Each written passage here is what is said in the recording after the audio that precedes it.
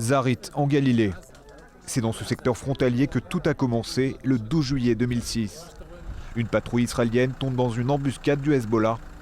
4 soldats sont tués, 2 autres kidnappés. La deuxième guerre du Liban vient de débuter.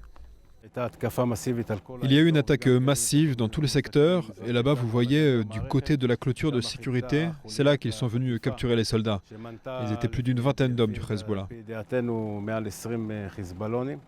Le secteur est sensible. En face, le premier village libanais n'est qu'à une centaine de mètres. C'est un fief du Hezbollah.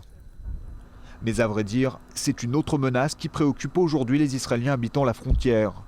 Celle des tunnels d'infiltration vers le territoire israélien, comme ceux du Hamas dans la bande de Gaza. On entend des bruits de pelleteuses du côté libanais. On dirait qu'ils creusent quelque chose. Pour les habitants de Zarit, ces maisons libanaises construites après la guerre de 2006 sont suspectes car inoccupées. Tout comme ces serres où ne travaille jamais personne. Les agriculteurs nous rapportent qu'ils voient beaucoup de bétonneuses aller et venir autour des champs agricoles. C'est presque disproportionné.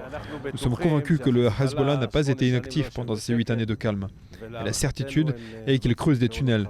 C'est aussi ce que rapportent beaucoup d'habitants ici. Depuis que des tunnels offensifs ont été découverts à Gaza et parfois utilisés dans des attaques, l'armée israélienne prend au sérieux les plaintes des habitants de la frontière nord. Plusieurs vérifications ont même été effectuées. Mais au sein des unités de renseignement affectées à la surveillance du Hezbollah, il n'y a pas matière à céder à la panique.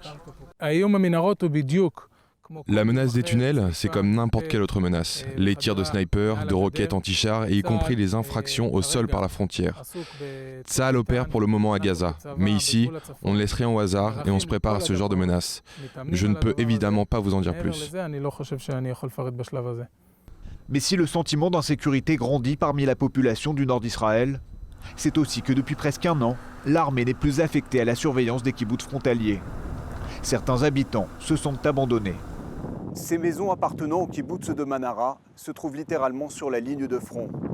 Car face à elles, comme ultime rempart avant le Liban, se dresse la clôture de sécurité et cette modeste position de la finule, gardée par un détachement de casques bleus sri-lankais.